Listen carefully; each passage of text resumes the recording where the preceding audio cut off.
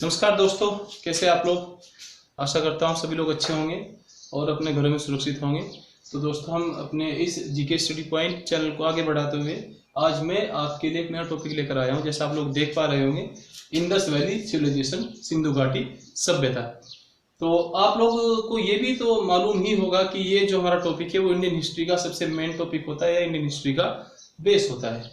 ठीक है, तो आज इस टॉपिक को रीड करने से पहले मैं आपको इस टॉपिक के बारे में कुछ बेसिक चीजें बता देता हूँ। जैसे कि ये इंडस वैली सिविलाइजेशन वर्ल्ड की जो top oldest mannered full mannered civilization है, उन सिविलाइजेशन में से एक है। ठीक है, तो अगर इस सिविलाइजेशन की हिस्ट्री देखें तो वो बहुत पुरानी है। अब से लगभग ये मानकर चलिए आप 5-6 हजार पुरानी इसकी हिस्ट्री है। तो जितनी पुरानी इस सिविलाइजेशन की हिस्ट्री है, उतनी ही पुरानी इसको एक्सकवेट करने की या इसको उत्खनन करने की, इसको खोजने की भी हिस्ट्री है। तो अगर इसको खोजने की हिस्ट्री के बारे में स्टार्ट करें तो इसकी स्टार्ट होती है 7th सेंचुरी से या 7वीं शताब्दी से। जी हाँ, आपको अभी तक यही बताया गया होगा कि इस सिविलाइजेशन की जो खोज की गई थी वो 1921 में की गई थी, 1921 में दयाराम साहनी जी ने की थी। बट अगर इसकी पूरी हिस्ट्री हम देखें, इसको खोजने की, इसको ढूंढने की, इसके एविडेंस इकट्ठा करने की, तो हिस्ट्री वो स्टार्ट होती है 7th सेंचुरी से। तो अगर 7th सेंचुरी की बात करें, वो इंसिडेंट क्या था, वो घटना क्या थी। देखिए 7th सेंचुरी में क्या हुआ कि पंजाब एरिया में लोगों ने मिट्टी खुदाई स्टार्ट की अपनी घरों के लिए, ईंटें बनाने के लिए, ब्रिक्स बनाने के लिए। तो जब वो लोग मिट्टी खुदाई कर रहे थे तो मिट्टी खुदाई करने के जब थोड़ा लेवल नीचे पहुंचा मिट्टी का, उन लोगों को वहां से कुछ ईंटें मिली। जब वो ईंटें मिली, उन ईंटों को लोगों ने समझा कि भगवान का चमत्कार है, क्योंकि उस समय इंडिया में अंधविश्वास अपने चरम सीमा पर था। इसको भगवान का चमत्कार समझा गया। ईंटों को घर ले जाकर उसके घर बनाए गए, एवं कुछ ईंटों के मंदिर भी बनाए गए। तो ये 7वीं शताब्दी के छोटे से इंसिडेंट थी जब इसके कुछ एविडेंस मिले थे। इसको एक्सकेवेट नहीं किया गया, इसको उत्खनन नहीं किया गया, इसको खोजा गया था, बस ये कह सकते हैं हम। उस टाइम उसके एविडेंस थे, खोजा भी नहीं गया था, क्योंकि उस टाइम लोगों को नहीं पता था कि ये पुरानी सिविलाइजेशन के एविडेंस है, ये ईंटें, ये ब्रिक्स पुरानी सिविलाइजेशन की है। ठीक है, तो फिर आगे टाइम बढ़ता है, फिर हम लोग आते हैं 19वीं सेंचुरी में, 19वीं शताब्दी में। बात है 1826 की, जब चार्ल्स मैसन ने इसके कुछ, नाम याद रखिएगा, चार्ल्स मैसन, उन्होंने इससे कुछ एविडेंस इकट्ठा किए, इससे कुछ सबूत इकट्ठा किए। फिर टाइम थोड़ा और आगे बढ़ता है, 30 साल बाद 1856 में अलेक्जेंडर कनिंघम ने इसका सर्वे किया, इसका सर्वेक्षण किया। देखा गया कि यहाँ से बहुत से एविडेंस मिलते आ रहे हैं, तो उन्होंने इसको सर्वेक्षण किया, इसका सर्वे किया। फिर उसी ईयर में 1856 में जब ब्रिटिश गवर्नमेंट ने इंडियन सब कॉन्टिनेंट में रेलवे ट्रैक बनाना स्टार्ट किया, तो रेलवे ट्रैक बनाते टाइम वहां दो इंजीनियर, बर्टन ब्रदर्स, याद रखिएगा बर्टन ब्रदर्स थे, उन्होंने गवर्नमेंट को इंफॉर्मेशन दी कि यहाँ से कुछ एविडेंस मिल रहे हैं पुरानी किसी घर के, या पुराने आप कह सकते हैं किसी सिटी के। तो गवर्नमेंट फिर थोड़ा अलर्ट हुई, क्योंकि 56 फिर 26 में ऐसा हो चुका था उसी ईयर में, उससे 30 साल पहले भी ऐसे कुछ एविडेंस मिले थे। तो 1861 में तब ब्रिटिश गवर्नमेंट ने अलेक्जेंडर कनिंघम के डायरेक्शन में, उनके निर्देशन में भारतीय पुरातात्विक विभाग की स्थापना की, आर्कियोलॉजिकल सर्वे ऑफ इंडिया को एस्टेब्लिश किया 1861 में ब्रिटिश गवर्नमेंट ने। उस 1861 के बाद फिर ईयर आता है 902। 1902 में वाइसराय कर्जन ने जॉन मार्शल को इस डिपार्टमेंट का डायरेक्टर बनाया, निर्देशक बनाया जॉन मार्शल को। ठीक है, फिर वो ईयर आता है जिस ईयर में इसको एक्सकेवेट किया गया, इसकी खुदाई स्टार्ट की गई। उसके बाद ब्रिटिश गवर्नमेंट ने दयाराम साहनी जी को यह काम सौंप दिया कि अब इस साइट को आप ही देखेंगे, आप ही इसके बारे में पता लगाएंगे। तो 1921 में फिर दयाराम साहनी जी और उनके आप कह सकते हैं सबॉर्डिनेट माधव स्वरूप वत्स, इन दोनों ने मिलकर इस जगह खुदाई स्टार्ट की, इसका एक्सकेवेट किया, और एक नया पूरा सिटी सामने आया जिसको आज हम बोलते हैं इंडस वैली सिविलाइजेशन। एक पूरा सिविलाइजेशन, फुल मैनर्ड सिविलाइजेशन सामने आया। ठीक है, तो इस सिविलाइजेशन के बारे में हम थोड़ा देख लेते हैं। कुछ की पॉइंट्स मैंने लिखे हुए हैं। सबसे पहले बात करते हैं इसके टाइम की, इसके पीरियड की, इसके काल की। अगर इसके टाइम की बात करें तो ये अब से 3300 BC टू 1700 BC ये इसका इरा था, इसका टाइम था। मीन्स आपका 3300 ईसा पूर्व से 1700 ईसा पूर्व लगभग आपका बनेगा।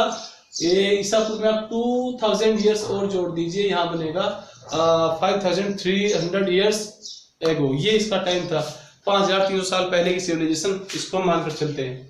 ठीक है, बात करते हैं एरिया की, किस एरिया में ये सिविलाइजेशन है। तो ये एरिया की बात करें, ये पूरे 3 कंट्रीज में फैली हुई है, इंडिया, पाकिस्तान, अफगानिस्तान। भारत, पाकिस्तान और अफगानिस्तान, इन 3 कंट्रीज में सिविलाइजेशन, ये सभ्यता, सिंधु घाटी सभ्यता फैली हुई है।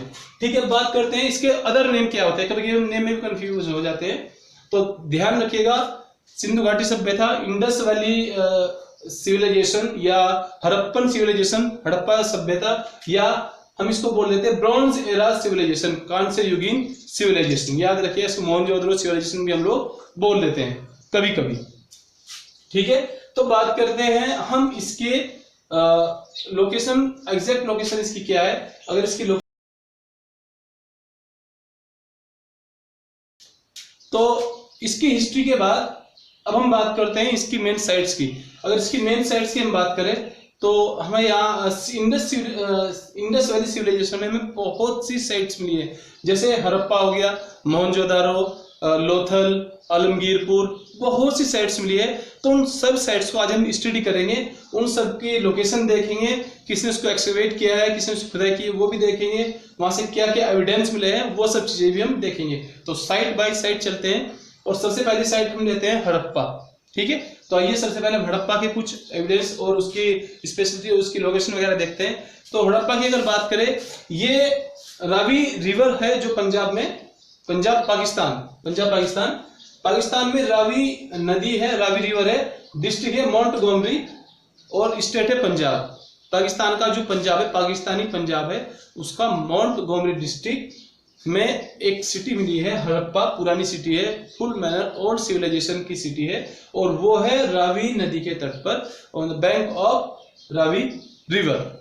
एक चीज मैं आपको और बताता हूँ, जितने भी फेमस सिटीज हैं, ऑलमोस्ट जितनी भी वर्ल्ड की फेमस सिटीज है, चाहे वो पुरानी हो या मॉडर्न सिटीज हो, आप देखेंगे कोई ना कोई सिटी, हर सिटी, कोई ना कोई नहीं, मैं दुबई की बात नहीं कर रहा हूँ, जनरली आप कितने भी सिटी, चाहे वो आपका लंदन हो या मुंबई हो, कोई भी सिटी हो, चाहे आपका अलेक्जेंड्रिया, जितनी भी आपको सिटीज होंगी, सब किसी ना किसी बड़ी रिवर के बैंक पर होंगी। यही पुरानी सिविलाइजेशन का होता था, जो में बड़ी सिटीज होती थी, सब किसी न किसी रिवर के तट, बैंक पर होती है, किसी न किसी नदी के तट पर होती है। ठीक है, तो इसकी बात करते हैं, वापस हड़प्पा साइट पर आते हैं। तो इसको जो एक्सकवेट किया गया, इसकी जो खुदाई की गई 1921 में दयाराम साहनी और माधव स्वरूप वत्स ने, 1921 में दयाराम साहनी और उनके सहायक, उनके सबऑर्डिनेट माधव स्वरूप वत्स ने इसकी खुदाई की।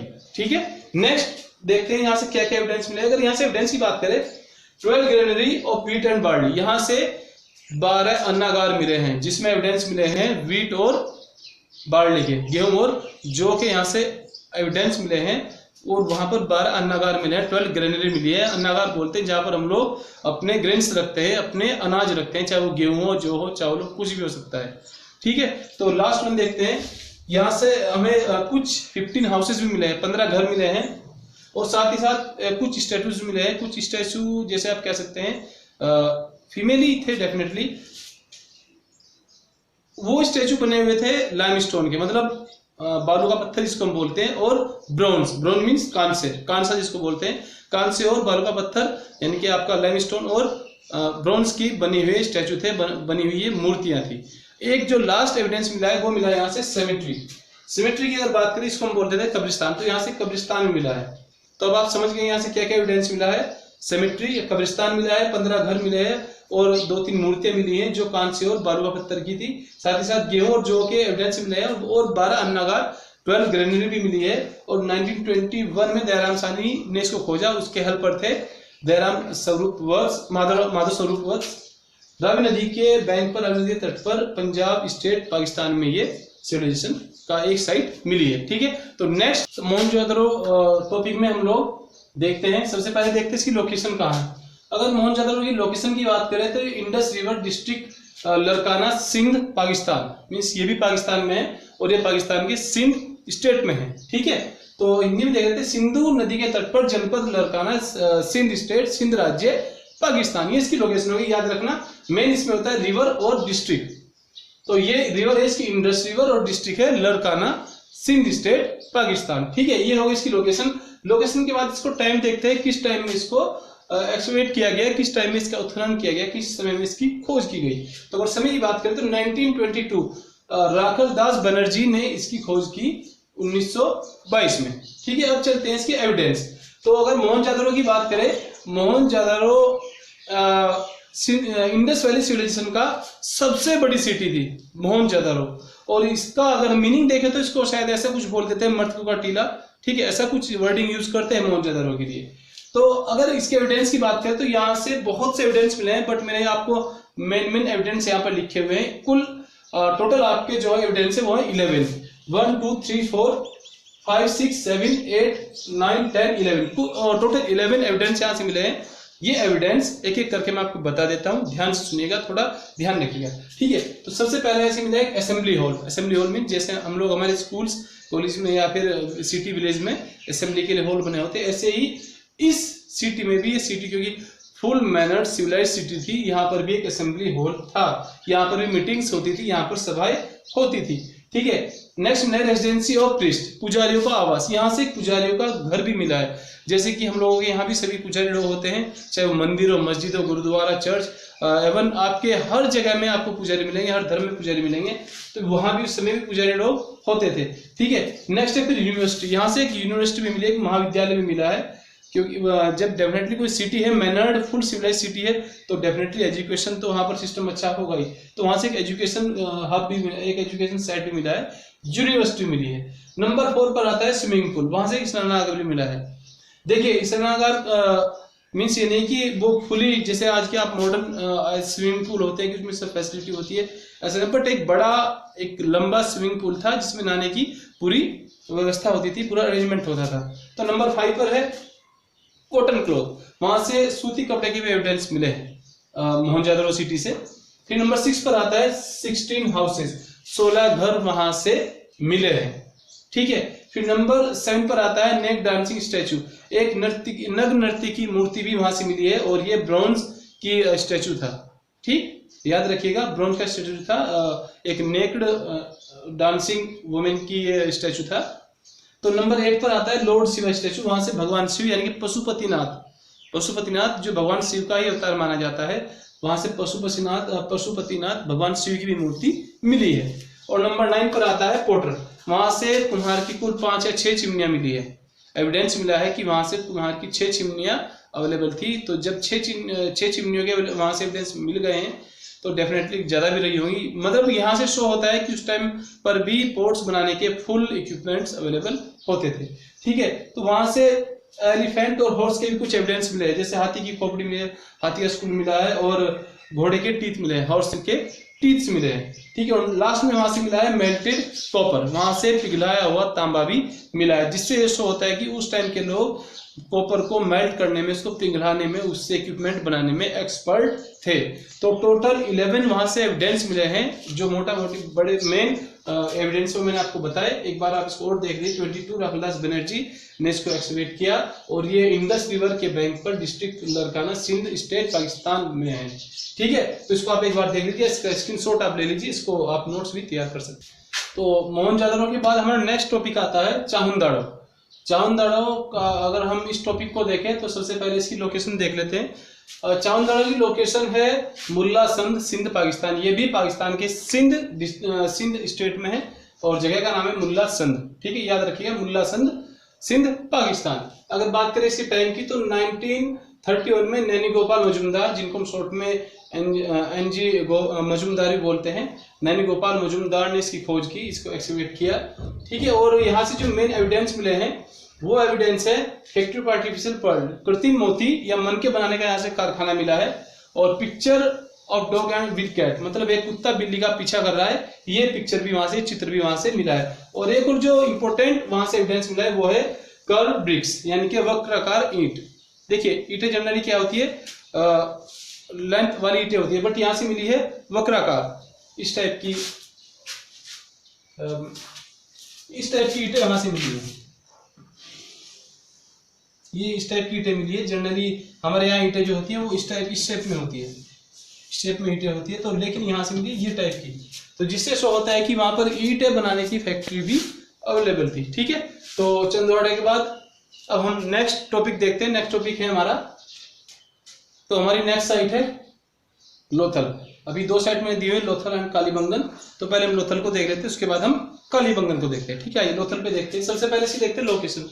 अगर लोथल की लोकेशन देखें तो इसकी लोकेशन है अहमदाबाद गुजरात। ये इंडिया के अहमदाबाद सिटी आप सभी जानते होंगे, गुजरात स्टेट में है, ये अहमदाबाद के पास में है। ठीक है, अगर इसकी टाइम की बात करें, किस ईयर में इसको एक्सकवेट किया गया, किस ईयर में इसको उत्खनन किया गया, खोजा गया, तो 1957 में रंगनाथ राव ने इसको खोजा, इसका एक्सकवेट किया, इसको खुदाई की, इसका उत्खनन किया। ठीक है, आगे इसके एविडेंस की बात करते हैं, क्या क्या साक्ष्य हैं, इसके क्या क्या सबूत है।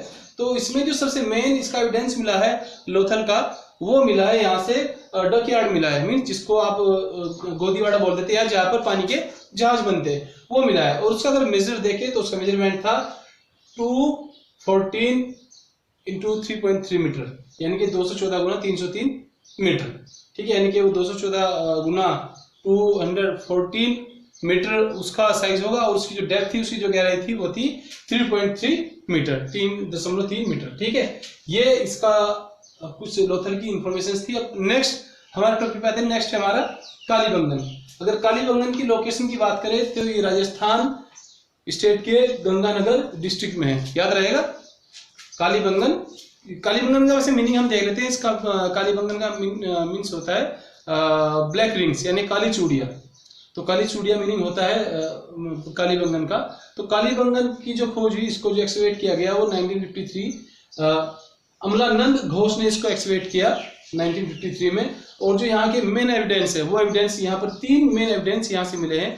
तो सबसे बड़ा उनमें जो मेन एविडेंस था वो था प्लग एग्रीकल्चर फील्ड, जुता हुआ खेत, यहाँ सबसे बड़ा एविडेंस था। उसके बाद जो सेकंड एविडेंस मिला है, वो मिला यहाँ से मस्टर्ड एंड चिक पीस, यानी कि सरसों और चने के एविडेंस मिले। एक चीज और है, यहाँ जो दूर के खेत होते थे वहां में वो लोग क्रॉप करते थे सरसों की, और जो नजदीक वाले वहां पर वो चने की फार्मिंग करते थे। ठीक है, तो लास्ट वन इज नंबर 3 है आपका वुड पाइप एंड सिलेंड्रिक सील, यानी कि लकड़ी का पाइप और बेलनाकार मोहर भी यहाँ से मिली है। एक चीज और, जो यहाँ से बेलनाकार मोहर यहाँ से मिली है, सिलेंड्रिक सील यहाँ से मिली है, ये सील मैच करती है मेसोपोटामिया की सील से।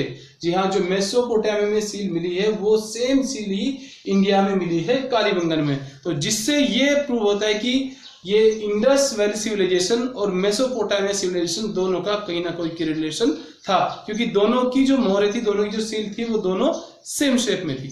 ठीक है, तो इससे प्रूफ हो जाता है कि दोनों सिविलाइजेशन का आपस में कोई कनेक्शन था। तो ये आपकी 2 साइट्स हुई, लोथल एंड कालीबंगन। आप इसका स्क्रीनशॉट लेके इसको नोट कर सकते हैं फिर। ठीक है, नेक्स्ट टॉपिक है बनवाली। अगर बनवाली की लोकेशन की बात करें, location of this site is in Hisar Haryana. इस साइट की लोकेशन हिसार डिस्ट्रिक्ट हरियाणा राज्य में। ठीक है, और इसके अगर उत्खनन की बात, खुदाई की बात करें इसके, तो ये 1973 में RS बिस्ट ने इसको ढूंढा, इसकी खोज की, इसकी खुदाई की। ठीक है, और इसके बाद करें एविडेंस की, तो उसके जो मेन एविडेंस मिले हैं वो है सबसे पहले बार्ले, ये जो तो डेफिनेटली आपने पीछे मोहनजोदड़ो में देखा, वहां भी जो मिला है। ठीक है, और प्लग, एक यहाँ से प्लग शेप का एक टूल कह सकते हैं उसको, आप टॉय कह सकते हैं, एक टॉय शेप में मिला है प्लग वहां से, जो मिट्टी का बना हुआ था, ठीक क्ले का बना हुआ था। और नेक्स्ट यहाँ से मिले हैं कुछ कॉपर के टूल्स मिले, जिसमें एक एक्स भी है, इनके एक तांबे की कुल्हाड़ी भी यहाँ पर मिली है। और ये जो बनवाली सिटी है, इसकी सबसे बड़ी स्पेशलिटी ये थी कि ये सबसे वेल प्लान सिटी थी आपके इंडस सिविलाइजेशन की। ओके, इसके सब जो रोड्स थी या इसकी जो स्ट्रीट्स एक दूसरे को 90 डिग्री के एंगल पर कट करती थी, यानी कि 90 डिग्री समकोण पर एक दूसरे को कट करती थी। ये हो गई आपकी बनवाली की। ये हिसार डिस्ट्रिक्ट हरियाणा में, आप इसको नोट कर सकते हैं। ठीक है, फिर नेक्स्ट सेकंड साइड की तरफ चलते हैं। ठीक है, तो ये हमारा नेक्स्ट साइट है रोपड़। रोपड़ की लोकेशन की बात करें तो ये रूपनगर पंजाब में, रूपनगर डिस्ट्रिक्ट पंजाब स्टेट में।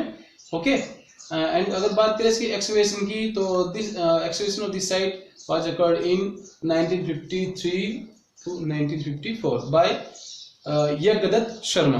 ठीक है, ये 1953-54 में यज्ञदत्त शर्मा ने इसका एक्सकवेशन कराया, इसकी खुदाई कराई, इसके उत्खनन कराया। और यहाँ से जो कुछ एविडेंस मिले, वो कुछ उनमें एविडेंस, जो मेन एविडेंस थे, उनमें सबसे पहले यहाँ पर भी एक एक्स मिला है कॉपर की, यानी कि इससे ये लगता है, यहाँ से ये इंडिकेट होता है कि इस सिविलाइजेशन में एक्स का ज़्यादा यूज होता था। ओके, दूसरा हमने लास्ट टॉपिक में अपने देखा था, एक वहां से डकियार्डी मिला था गुजरात से, उससे शो होता है कि इसके पास एक अपना बंदरगाह भी, इसके पास अपना एक पोर्ट भी होगा सिविलाइजेशन के पास। ठीक है, तो कुछ इसके एविडेंस हो जिससे हम लोग लॉजिक लगा सकते हैं। तो नेक्स्ट इसका रोपड़ साइट का नेक्स्ट एविडेंस है हमारा skeleton of woman with a dog. यहाँ पर एक कुत्ता, मानव के साथ एक कुत्ते को दफनाया हुआ उसके अवशेष मिले, उसके स्केलेटन मिले, उसका कंकाल मिला है। ठीक है, तो ये कुछ इसकी एविडेंस, इसकी कुछ इंफॉर्मेशन थी रोपड़ साइट की। और यहाँ पर बनवाली साइट की कुछ इंफॉर्मेशन है, आप चाहे इसको नोट कर सकते हैं, स्क्रीनशॉट लेकर आप सेव कर सकते हैं, इसको बाद में नोट कर सकते हैं। ठीक है, तो नेक्स्ट टॉपिक की तरफ चलते हैं। तो नेक्स्ट टॉपिक अगर देखें तो हमारी वीडियो अभी लेंथी वीडियो बन चुकी है, तो नेक्स्ट टॉपिक के लिए हम नेक्स्ट वीडियो आएगी, आप प्लीज इस वीडियो को अच्छे से देखिए। कुछ ही टाइम बाद में अपने इसके बाद की जो साइट्स हैं, अभी ऑलमोस्ट 8 या 9 अभी साइट्स बची हुई है, 9-10 साइट्स बची हुई है, उन सभी साइट्स का मुझे ऐसे ही डिटेल देना है। तो उसके लिए मुझे दूसरा वीडियो बनाना पड़ा है, क्योंकि वीडियो ज़्यादा लेंथी होने से भी मतलब उसके वो इतना इफेक्टिव नहीं रहता है, उसकी इन्फॉर्मेशन इतनी नहीं आप लोग गेन कर पाएंगे। ओके, तो अभी नेक्स्ट वीडियो आएगा, प्लीज इस वीडियो को शेयर कीजिए, लाइक कीजिए, और नेक्स्ट वीडियो मैं जल्दी आपको अपलोड कर दूंगा। ठीक है, थैंक यू।